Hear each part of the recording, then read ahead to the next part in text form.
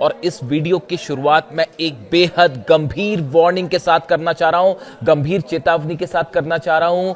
Ali Khamenei साहब की अंतिम यात्रा को उनके फ्यूनरल के समय, उनके जनाजे के दौरान ईरान पर बड़ा हमला हो सकता है, बड़ी स्ट्राइक्स हो सकती हैं। यानी अली खामनेई साहब का जो अंतिम सफर होगा, अंतिम यात्रा होगी, जो उनका जनाजा होगा, उसको निशाना बनाया जा सकता है। इस तरह के बड़े ही गंभीर जो है सीरियस इनपुट्स मिले हैं ईरान को, और इस तरह की चर्चाएं कई खुफिया एजेंसीज में हैं।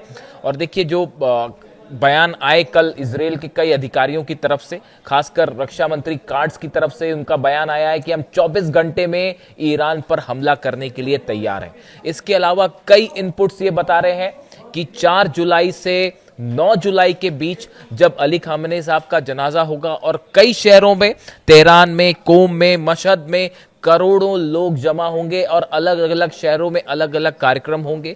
इस दौरान ईरान में कई शहरों पर हमले हो सकते हैं। ये हमले भले एयर स्ट्राइक ना हो, लेकिन मोसाद एक बड़ा कोवर्ट ऑपरेशन कर सकता है। जब हजारों लाखों लोगों की भीड़ जमा होगी, उसके बीच धमाके हो सकते हैं, उसके बीच फायरिंग हो सकती है, और इसकी जानकारी अब ईरान के पास भी है। ईरान की सारी खुफिया एजेंसीज जो है वो अलर्ट पे हैं। देखिए, जो इनपुट आ रहे हैं, आखिर ये जानकारियां कैसे बाहर आई। बताया जा रहा है इजराइल की तरफ से ऐसे दावे हो रहे हैं कि इजराइल की तरफ से, मोसाद की तरफ से एक बड़ा कोवर्ट ऑपरेशन शुरू हो चुका है। अगर आपने कुछ बातें नोट की हो तो ये बेहद गंभीर है। आईआरजीसी के political deputy commander, deputy head जो रहे हैं अकबरजादे, इनकी ईरान में एक बेहद संदेहास्पद परिस्थिति में मौत हो गई है। Mohammad Akbarzadeh, a senior official with Iran Islamic Revolutionary Guard Corps Navy, has died raising questions. ये नेवी से जुड़े हुए थे, आईआरजीसी से जुड़े हुए थे, डिप्टी चीफ थे, आईआरजीसी के बड़े ओहदे पर थे। इनकी मौत हो जाती है। Iranian state media reported his death as a car accident in Kerman province. उन्होंने, जो ईरान के मीडिया में खबरें आई कि एक हादसे में उनकी मौत हुई, एक्सीडेंट में मौत हुई है, लेकिन जो सर्कमस्टांसेस बता रहे हैं, the circumstances surrounding his demise have sparked considerable suspicion particularly on social media. जिस तरह से उनकी कार पलटी और आसपास जो सर्कमस्टेंशियल एविडेंस मिले हैं, वो इस ओर इशारा करते हैं कि ये इनकी जो मौत है, इसके पीछे मोसाद का ऑपरेशन भी हो सकता है, कोवर्ट ऑपरेशन, और मोसाद ने इनको निशाना बनाया है, इस तरह की बात कही जा रही है। इसके अलावा आपने अगर बात नोट की है तो 2 आईआरजीसी से जुड़े बड़े अधिकारियों की गोली मारकर हत्या कर दी गई है ईरान में कल। आईआरजीसी के 2 अधिकारी थे, मेंबर्स थे, इन दोनों को टारगेट किया गया, गोली मार के इनकी हत्या की गई। इसलिए ये बात कही जा रही है कि मोसाद की तरफ से, इजराइल की तरफ से एक बड़ा कोवर्ट ऑपरेशन शुरू हो चुका है। आप देखें, अचानक से पिछले 48 घंटे के अंदर लेबनान पर हमले शुरू हो चुके हैं, सीरिया पर अटैक शुरू हो चुके हैं, गजा पर हमले शुरू हो चुके हैं। जो सीज फायर वाली बात थी वो अचानक से हमलों में बदल गई है।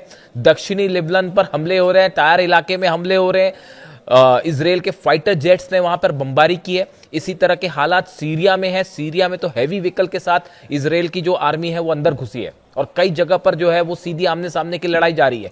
ऐसी गजा में भी हमले हो रहे हैं। इन हालात में एक बार फिर यह सवाल उठने लगा है कि क्या इजराइल ने कोई बड़ी प्लानिंग कर ली है?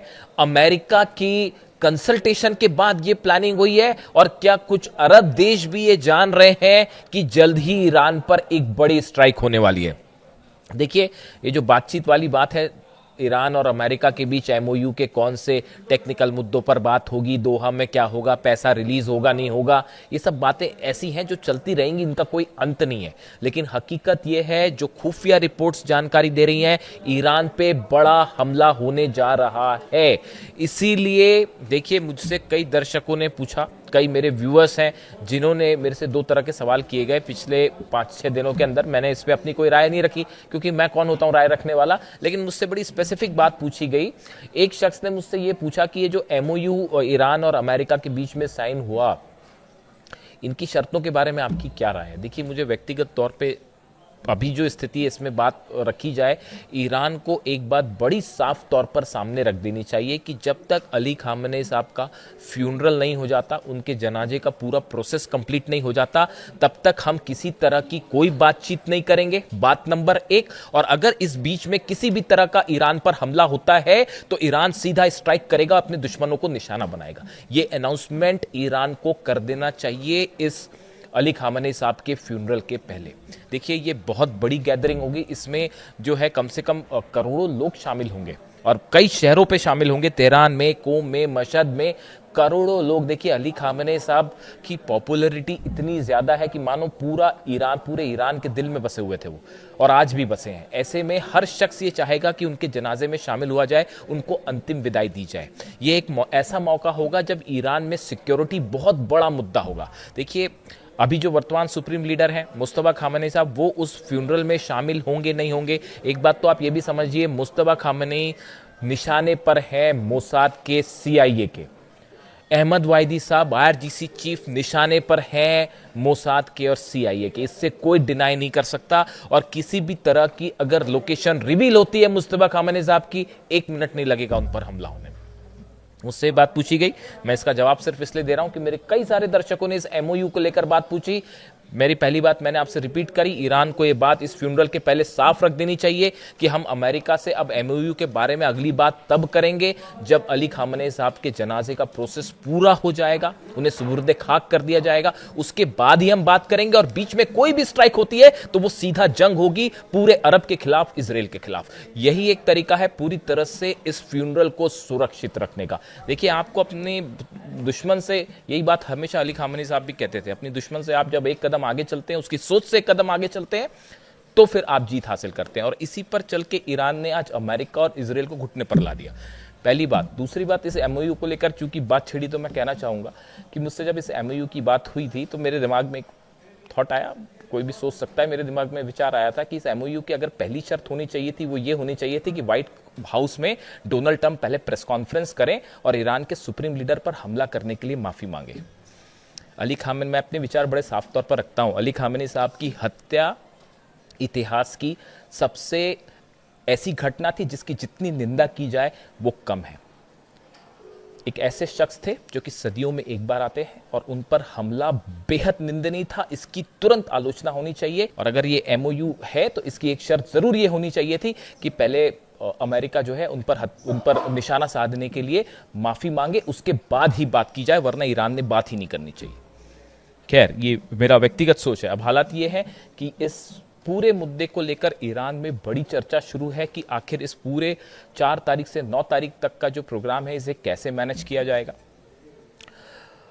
खबरें इस तरह की भी हैं, ये भी चर्चा है कि क्या हेलीकॉप्टर्स के थ्रू किसी तरह का जनाजे की प्रोसेस कंप्लीट हो सकती है, यानी कि जो VVIP पर्सन्स होंगे क्या किसी तरह से उनको हेलीकॉप्टर के जरिए कैरी किया जा सकता है, क्या हेलीकॉप्टर के जरिए जो है वो प्रोसेस हो सकती है, ये पूरी जनाजे की प्रोसेस हो सकती है। कई सुरक्षा को देखते हुए इस तरह के ऑप्शंस पर भी विचार किया जा रहा है। देखिए, इसके अलावा जो लेटेस्ट खबर मैंने आपको लेबनान की बताई, कंतारा और देर सिरियान इलाके में जो है वो भारी बमबारी हो रही है और वहाँ पर हिजबुल्लाह और इजराइल दोनों आमने सामने हैं। यानी कहने का मतलब ये है, अगर आप देखें, लेबनान में फ्रंट खोल दिया है इजराइल ने, गजा पर फ्रंट खोल दिया है और इसके साथ ही सीरिया पे भी फ्रंट खोल दिया। और ये अचानक से डेवलपमेंट हुआ है, पिछले थोड़ा सा सीजफायर हुआ लेकिन वो फिर से खत्म हो गया। और ये हमले बता रहे हैं कि कुछ अंदर बड़ी खिचड़ी पक रही है साहब, कुछ बड़ा प्लान तैयार हो रहा है। सेंटकॉम जो है अमेरिका की, इसके जो चीफ हैं ब्रैड कूपर, इनकी कई देशों के प्रमुखों से के रिप्रेजेंटेटिव से मुलाकात हुई है, सेना के अधिकारियों से मुलाकात हुई है। प्रमुख मतलब मैं राष्ट्रपति या प्रधानमंत्री की बात नहीं कर रहा हूँ, सेना अधिकारी जो हैं इनसे मुलाकात हुई है। लेबनान भी गए थे वो, हालांकि लेबनान के प्रधानमंत्री से उनकी मुलाकात हुई। अब ये सेंटकॉम चीफ जो हैं इनकी इजराइल के सैनिकों से मुलाकात होती है, वहाँ की इजराइल के अधिकारियों से मुलाकात होती है, बैठक होती है, मोसाद के अधिकारी भी उसमें शामिल थे, इस तरह की बात हो रही है। यानी एक बड़ा प्लान तैयार है और वो बड़ा प्लान क्या हो सकता है, कब उसको एग्जीक्यूट करना है। देखिए, 2 बयान बेहद अहम है डोनाल्ड ट्रंप के। एक बयान ये आया, उन्होंने हाल ही में ये बात कही कि ईरान पर कब हमला होगा, या इस तरह की बात उन्होंने जो इसके रेफरेंस में कही कि अब वक्त हम तय करेंगे कि क्या होना है। समझ रहे हैं आप, वक्त हम तय करेंगे कि क्या होना है। इससे लगता है कि शायद डोनाल्ड ट्रंप या अमेरिका के मन में एक फ्रेमवर्क तैयार है कि ईरान पर कब स्ट्राइक की जाए। बड़ी माइन्यूटली चीज़ों को फॉलो करना होता है। दूसरा, उनका बयान थोड़े दिनों पहले जो था कि मैं इस्लामिक रिपब्लिक को मैं जो है पूरी तरह से ख़त्म कर दूंगा, वो ईरान को लेकर इस तरह की बातें एक दो बार कर चुके हैं। जब वो ये बात करते हैं कि ईरान को ख़त्म कर देंगे वगैरह वगैरह, तो उस समय वो इस्लामिक रिपब्लिक शब्द का इस्तेमाल करते हैं। ये बात इस ओर इशारा करती है कि शायद रिजीम चेंज ना कर पाना ये कहीं ना कहीं अमेरिका के मन में अभी भी है कि भाई हम इस ऑपरेशन में सफल नहीं हो पाए।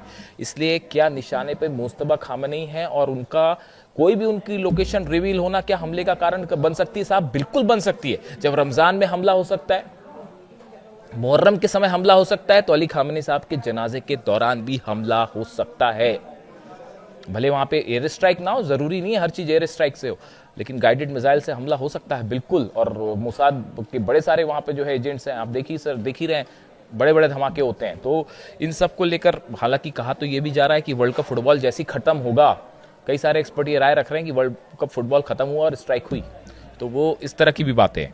अब ये दोहा में क्या होना है, बातचीत होगी नहीं होगी, $6 अरब को लेकर भी मामला फंस गया है। इस हालात में फिलहाल जो इनपुट्स हैं उसके मुताबिक अभी मैं इसी मुद्दे तक सीमित रहना चाह रहा हूँ कि अली खामनेई साहब के जनाजे के दौरान जो खबरें हैं उसके मुताबिक सिक्योरिटी एक बहुत बड़ा कंसर्न है, और जो डेवलपमेंट्स हैं अमेरिका के सैनिकों की मौजूदगी ये बता रही है, नए वॉर प्लेन्स की मौजूदगी ये बता रही है, इजराइल का अचानक एग्रेसिव हो जाना, कार्ड्स का ये कहना कि हम हमले करेंगे, जॉर्ज डब्ल्यू बुश जो एयरक्राफ्ट कैरियर उससे जो है F-15 जेट्स F-18 जेट्स जो हैं वो टेक ऑफ कर रहे हैं, प्रैक्टिस चालू है अरब सागर के आसपास। ये बड़ी सारी चीज़ें इशारा कर रही हैं कि मामला जो है वो एक बार फिर से जंग की तरफ बढ़ रहा है, और 4 जुलाई से 9 जुलाई बेहद अहम होने जा रही है, बेहद अहम होने जा रही है। इससे जुड़ा जो भी अपडेट होगा आप तक पहुंचाऊंगा। Thank you so much.